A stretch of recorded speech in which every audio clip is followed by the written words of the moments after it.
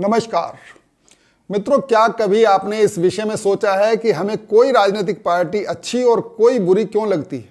क्यों किसी पार्टी की सभी बातें अक्सर हमें सही प्रतीत होती हैं और दूसरी की एक भी बात हमें कभी भी अच्छी नहीं लगती? आपने अगर कभी इस विषय में सोचा होगा तो निश्चित रूप से आपके अंदर यही जवाब आया होगा कि ऐसा हमारे अपने विचारों के कारण होता है।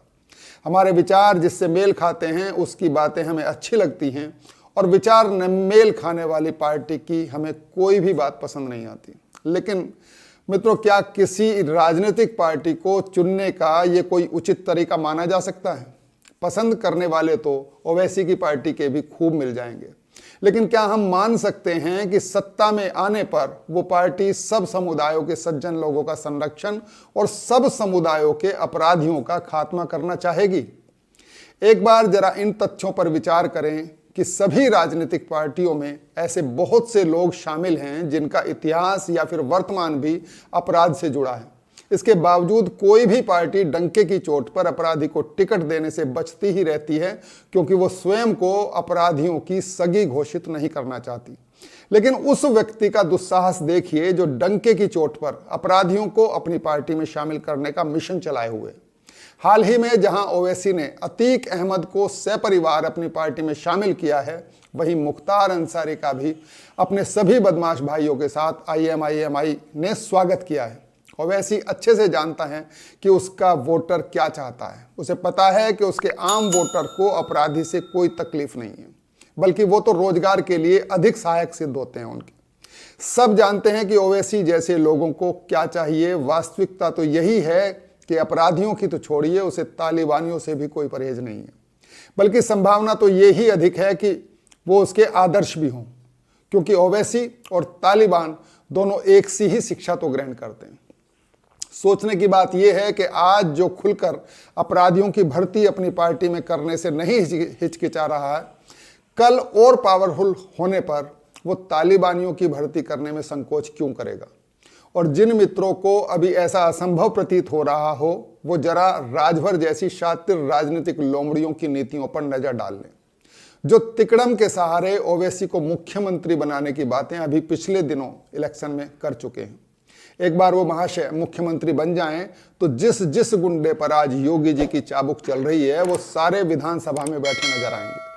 और कोई आश्चर्य नहीं कि प्रदेश के IG, DIG पर इनमें से ही किसी एक का शासन भी चले।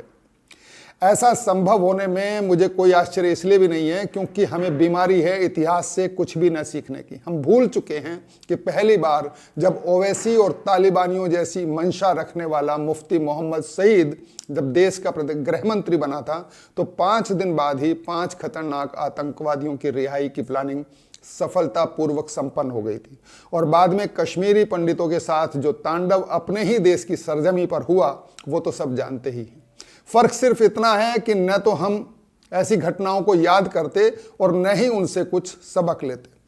उनकी मंशा दोबारा कामयाब होने में मुझे बहुत ज़्यादा संदेह इसलिए भी नहीं है क्योंकि हम सब जातियों में बहुत बुरी तरह जकड़े हुए हैं और आने वाले खतरे से बेपरवाह एक बड़ी मस्त लाइफ एंजॉय करने में मशगूल हैं, बगैर ये चिंता किए कि जिन बच्चों को एक हल्की सी ठोकर लगने पर भी आज हमारा कलेजा मुंह को आता है, कहीं हमारी तटस्थता और उदासीनता कल उनके साथ दूसरा कश्मीर दोहराने में मददगार तो साबित नहीं होने वाली।